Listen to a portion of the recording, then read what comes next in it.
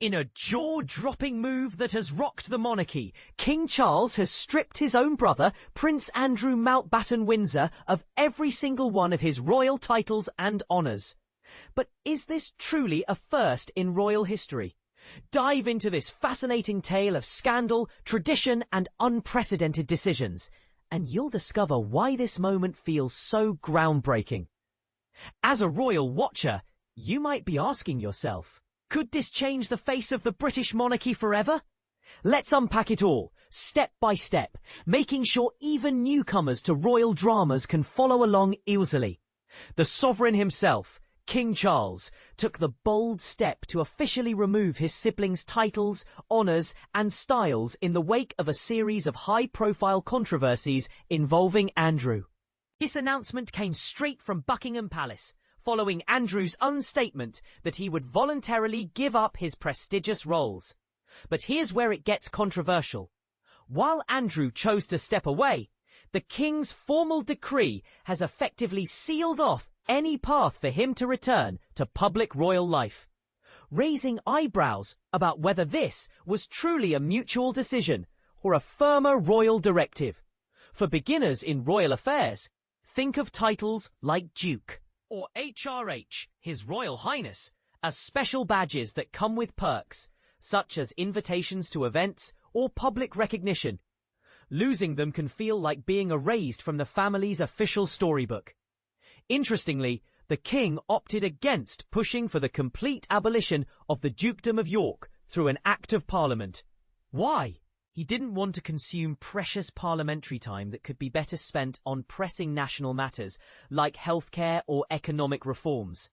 Instead, he worked within his own royal powers, what we call the royal prerogative, to handle as much as he could internally.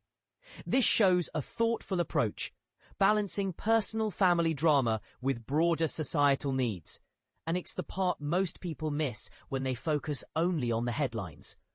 By Friday, it was official. Andrew's name had been removed from the roll of the peerage, a crucial document maintained at the Crown Office.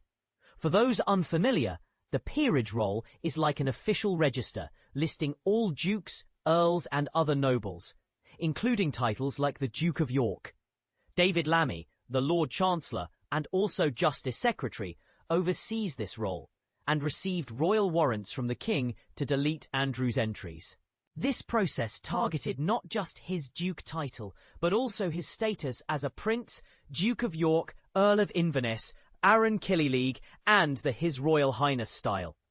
Even his prestigious honours, such as the Order of the Garter and the Knight Grand Cross of the Victorian Order, were impacted. To clarify for everyone, these honours are like medals of distinction awarded for service or loyalty, often worn at ceremonies. Stripping them adds a layer of shame and finality. This dramatic action stands out as rare in modern royal history, prompting us to look back. Who were the last royals to lose their titles? Well, we have to travel back to historical legislation for parallels. Related stories. King Charles spotted publicly for the first time after announcing the removal of Andrew's titles. See the photos here. Unpacking the reasons behind King Charles granting his disgraced brother the surname Mountbatten Windsor. Exploring potential new homes for Andrew Mountbatten Windsor now that he's out of the Royal Lodge. The Titles Deprivation Act 1917. Believe it or not, there's a specific law from over a century ago that has been used to strip titles before. Enacted during the turbulent times of World War I, the Titles Deprivation Act 1917 allowed the British government to remove peerages and royal titles from individuals who sided with the enemy.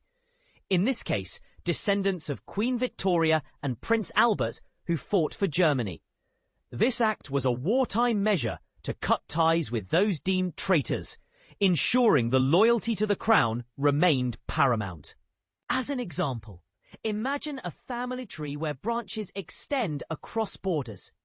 During conflicts, those choosing the opposing side could lose their British roots through legal action.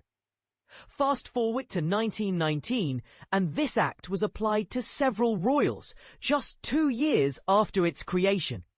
It stripped titles from figures like Leopold Charles, who held the Duke of Albany, Earl of Clarence, and Baron Arklow, Ernest Augustus, known as Duke of Cumberland, and Teviotdale, Earl of Armagh, another Ernest Augustus, Duke of Brunswick and Prince of Great Britain and Ireland, and Henry, Viscount Taaffe of Corran and Baron of Ballymote. To help beginners visualise, these were powerful nobles with German links, and the act was a blunt instrument to punish disloyalty during a global war. Think of it as a royal timeout with permanent consequences. Listen, the banishment of Andrew.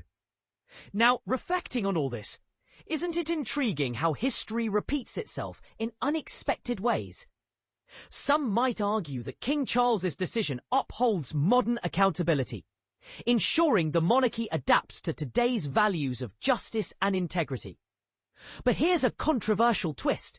Others could see it as a double standard, questioning why some royals face such severe repercussions, while others, with similar issues in the past, have been forgiven or rehabilitated. Was this truly necessary? Or is it a signal that the monarchy is evolving? Or even weakening? We won't shy away from the debate. Do you believe royals should be held to stricter standards than everyday people? Or is this move too harsh? Share your opinions in the comments. Do you agree with the King's choice? Or do you think it's an overreach? Let's discuss.